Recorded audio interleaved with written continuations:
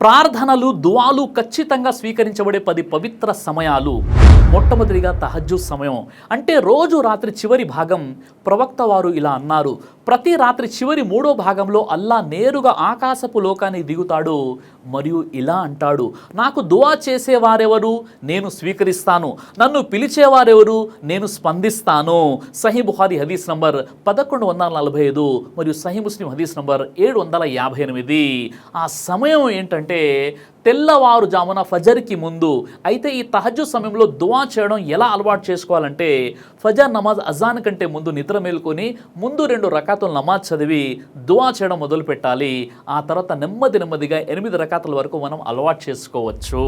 ఇక రెండోది, అజాన్ మరియు ఇకామత్ మధ్య దువా స్వీకరించబడుతుంది. ప్రవక్త వారు ఇలా అన్నారు, అజాన్ మరియు ఇకామత్ మధ్య చేసే దువా తిరస్కరించబడదు. తిర్మిజీ హదీస్ నంబర్ 212.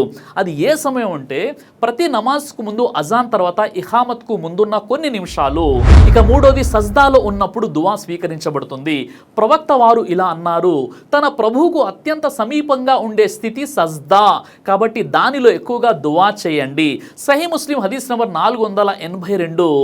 ఆ సమయం ఎప్పుడు అంటే నమాజ్ సమయంలో సజ్దాలో ఉన్నప్పుడు.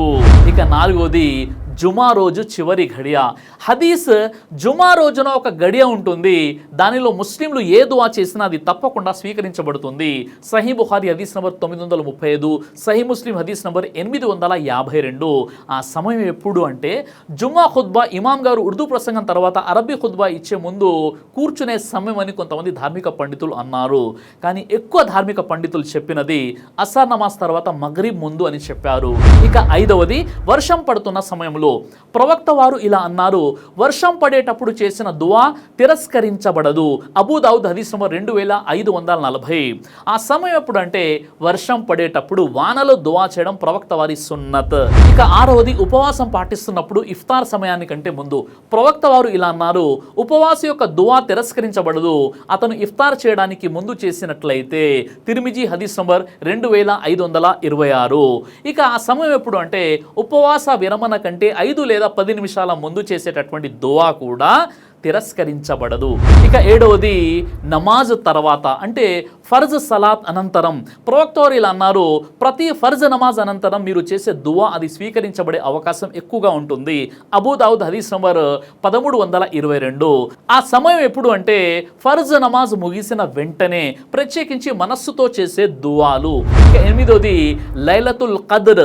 రమజాన్ యొక్క 21, 23, 25, 27, 29వ రాత్రులు.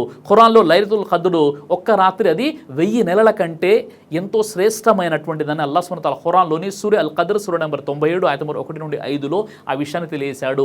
ఆ సమయం ఎప్పుడు అంటే రంజాన్ చివరి 10 రాత్రుల్లో, ప్రత్యేకించి 27వ తాఖరాత్ సందర్భంగా.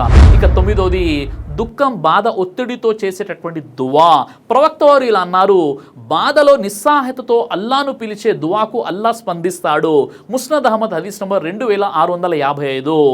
ఎప్పుడంటే మనం ఏదైనా తీవ్రమైనటువంటి కష్టాలలో, బాధల్లో ఉన్నప్పుడు ఆ సమయంలో కంటతడి పెట్టుకుని చేసే దువాని అల్లా ఖచ్చితంగా స్వీకరిస్తాడు. ఇక 10వది, హజ్ అరఫా దినం. ప్రవక్త వారు ఇలా అన్నారు, అరఫా రోజున చేసిన దువా ఖచ్చితంగా స్వీకరించబడుతుంది. హజ్ దినాలలో ఆ రోజు అతి ఉత్తమమైనటువంటి రోజు. ప్రవక్త వారు కూడా అరఫా రోజున దువా చేసేవారు. తిర్మిజీ హదీస్ నంబర్ 3585. ఆ సమయం ఎప్పుడు అంటే 9వ దుల్ హిజ్జా అరఫా రోజు జోహర్ నుండి మగ్రిబ్ నమాజ్ వరకు. ఇక 11వది, ఖురాన్ తిలావత్ అనంతరం. ప్రవక్త వారు ఇలా అన్నారు, ఖురాన్ చదివిన తర్వాత మన హృదయాలు మెత్తబడతాయి. ఆ సమయంలో చేసే దువాకు అల్లా సమాధానం ఇస్తాడు. బైహకి షుఐబుల్ ఈమాన్. కాబట్టి ఒక విశ్వాస యొక్క దువా స్వీకరించబడడానికి ఈ 11 సమయాలు చాలా ప్రత్యేకమైనటువంటివి. కాబట్టి మీరు కూడా మీ దువా స్వీకరించబడాలి అంటే ఇప్పుడు నేను చెప్పినటువంటి ప్రత్యేకమైనటువంటి 11 సందర్భాలు ప్రవక్త వారి సున్నత్ వెలుగులో చెప్పాను. ఈ సమయాల్లో మీరు మీ దువా చేసినట్టు ప్రయత్నం చేయండి.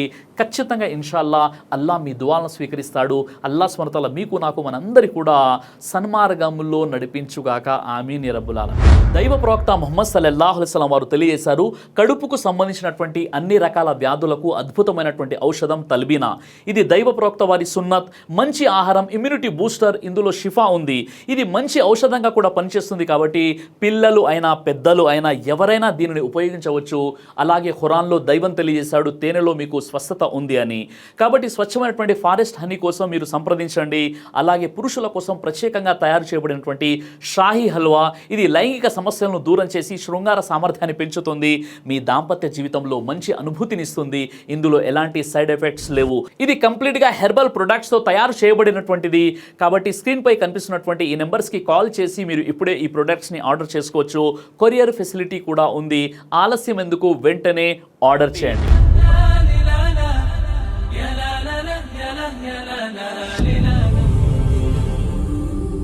బ్రదర్ సిరాజ్ అని యూట్యూబ్ ఛానల్ని మీరు సబ్స్క్రైబ్ చేసినట్లయితే ఇన్షాల్లా దేవచిత్తం అయితే మీకు వీడియోస్ వస్తుంటాయి. అదేవిధంగా బ్రదర్ సిరాజ్ అనేటటువంటి ఫేస్బుక్ని కూడా లైక్ చేయడం వల్ల మీకు వీడియోస్ వస్తుంటాయి.